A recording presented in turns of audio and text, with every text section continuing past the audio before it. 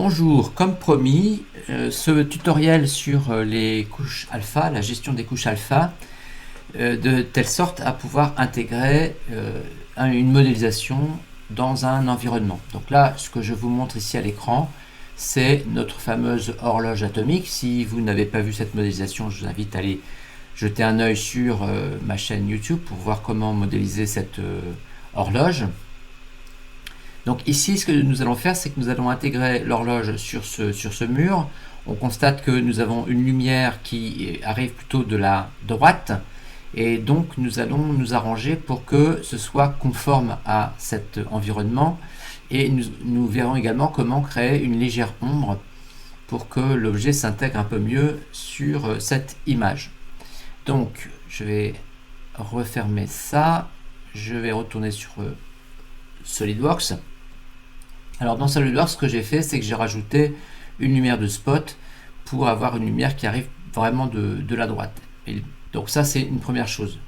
Deuxième chose que nous allons voir, c'est que lorsque vous allez faire le rendu, vous risquez, quand vous allez intégrer votre couche alpha, vous risquez d'avoir une ombre. Donc on va voir ça tout de suite. Je vais donc lancer un rendu. Alors un rendu rapide dans les options.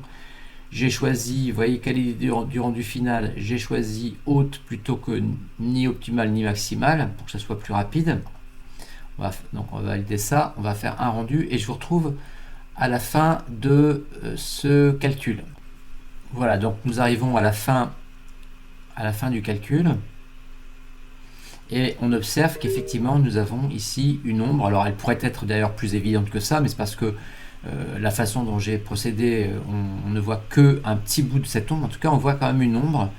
Et si je vais chercher ma couche alpha, eh bien, je me rends compte effectivement que j'ai une ombre ici. Alors, c'est pas forcément gênant dans ce cas de figure parce que nous pourrions la supprimer facilement dans Photoshop, mais en tous les cas, voilà, vous avez une ombre.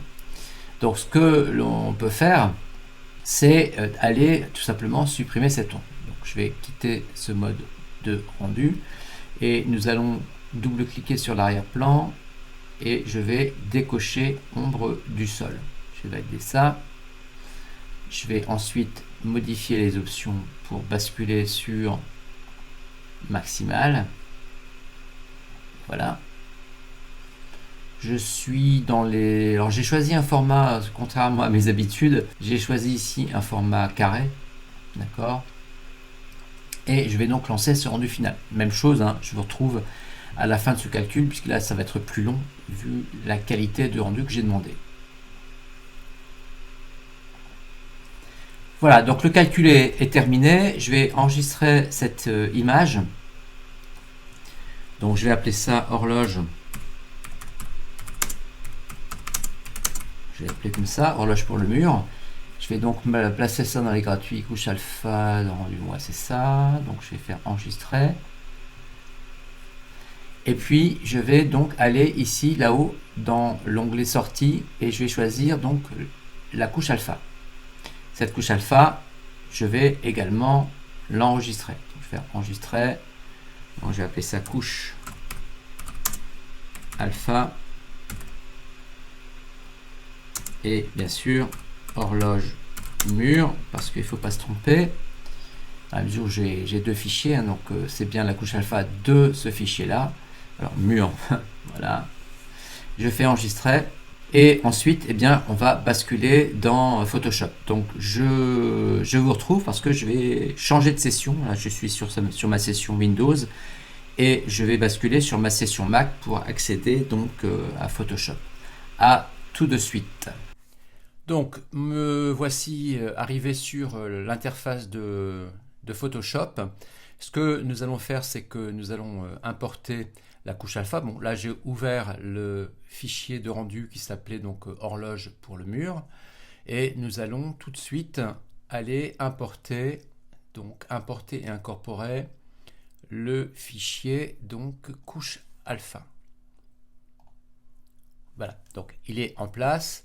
Je valide cette importation et je vais tout de suite aller sélectionner. Alors on pourrait le faire avec, vous voyez ici, les outils de sélection. Bon, là je vais vous montrer une autre façon de procéder qui est de choisir sélection plage de couleurs. On va choisir ici dans la liste les tons clairs. On va valider ça. Et on a donc enregistré cette zone. Ce qu'il faut que vous compreniez, c'est que pour ceux qui ne sont pas habitués aux couches alpha, c'est que cette couche alpha, elle est en noir et blanc. Le blanc va révéler l'image qui sera derrière et le noir va donc masquer l'image qui sera derrière. Ça veut dire que par conséquent, cette zone blanche va révéler effectivement l'horloge. C'est ce que je veux, puisque le but du jeu, c'est d'aller intégrer cette horloge sur une image de fond. Donc cette couche-là, enfin cette sélection, je vais la mémoriser. Donc je vais aller dans sélection, mémoriser la sélection. Je vais appeler ça horloge. Et une fois que c'est mémorisé, eh bien, on va découvrir que dans les couches, nous avons rajouté la fameuse couche horloge. Donc ça, c'est très bien. Donc je vais sur cette couche et je vais copier cette couche. Une fois que c'est fait, je retourne sur l'onglet calque et je vais aller sur le calque d'arrière-plan et je vais cliquer sur créer un masque de fusion. Et vous allez voir que il va automatiquement intégrer justement la sélection que nous avions faite ici. Si je cache maintenant ce calque, vous pouvez le cacher, vous pouvez même le mettre à la poubelle si vous voulez, eh bien nous nous retrouvons avec l'horloge parfaitement détourée. Et c'est ce que je voulais bien sûr obtenir, puisque le but maintenant, ça va être de l'intégrer dans une image. Donc je vais aller chercher l'image qui m'intéresse.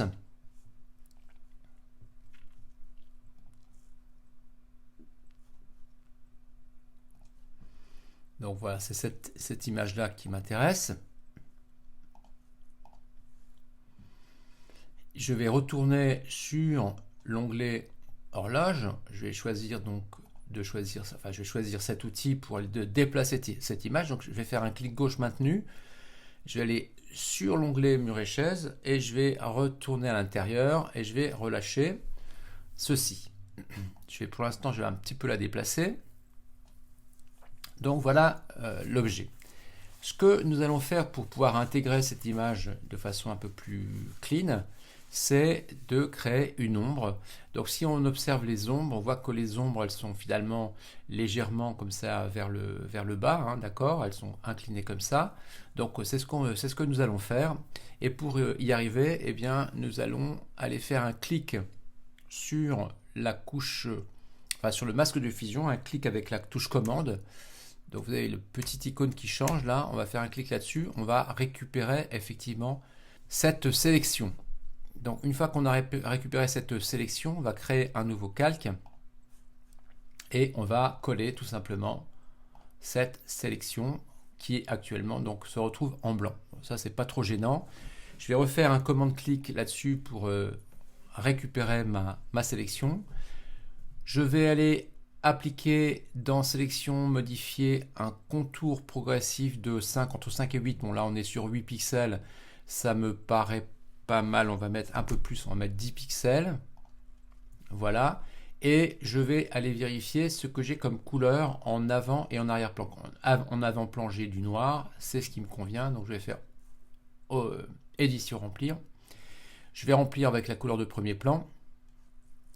Et voilà donc ce qui arrive. Ce que nous allons faire ensuite, c'est que nous allons appliquer un flou gaussien. Et pour appliquer ce flou gaussien, je vais d'abord transformer ce calque en objet dynamique, histoire de pouvoir revenir sur le filtre si la valeur de flou gaussien ne me convient pas. Donc je vais sur flou gaussien, je vais taper une valeur de 16 par exemple. Alors vous pouvez bien entendu descendre, parce que là vous voyez que votre horloge elle est pas visible, donc on va un petit peu descendre ça, on va faire un petit peu moins, voilà. Donc voilà ce que nous donne ce flou gaussien, une valeur de 16. On pourra éventuellement modifier, je pense qu'on pourra le modifier, d'ailleurs on pourra l'augmenter, pour l'instant on va faire OK. Voilà, et une fois que c'est fait, on va placer ce calque bien sûr sous celui qui est ici. Et ce que nous allons faire, c'est que nous allons déplacer ce calque. Donc pour déplacer ce calque, moi je vais faire pomme T, donc voilà, pomme T, là je vais faire OK. et je vais le déplacer légèrement vers la gauche et puis légèrement vers le bas, vous voyez, pour respecter finalement, voilà, l'ombre que nous avons ici. Cette ombre, ça ne me satisfait pas encore tout à fait, hein, parce que vous voyez que c'est beaucoup trop net, c'est pas terrible.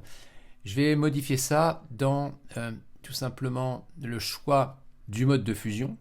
Donc je vais choisir un mode incrustation. Voilà, et on voit déjà que c'est nettement mieux. D'accord ?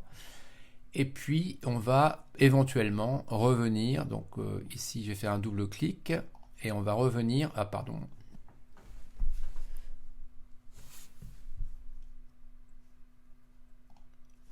Voilà, on va revenir sur notre image. Je vais faire un double clic sur le flou gaussien et je vais augmenter en fait la valeur de flou gaussien. On va passer, donc là c'est pareil, je vais devoir redéplacer ça. Ça c'est un peu embêtant. Voilà, donc on va augmenter un petit peu tout ça. Voilà, vous voyez 27, ça me paraît très très bien, on va valider ça. Voilà, ok. Et ensuite, ce qu'on va faire, j'ai d'abord, hop, sélectionner avec la touche Shift, j'ai sélectionné ces deux calques, je vais faire Pomme T, et on va redimensionner l'horloge qui est nettement trop grande avec la touche Shift pour tout simplement conserver l'homothétie. Donc je vais déplacer tout ça, on va replacer ça comme il faut quelque part par ici. Voilà. Et on va valider cette transformation. Voilà, donc pour vous expliquer un petit peu l'intérêt d'utiliser des couches alpha directement dans l'interface de SolidWorks, parce que vous voyez que ça permet de gagner beaucoup de temps dans le détourage. C'est quand même assez génial. Merci à vous.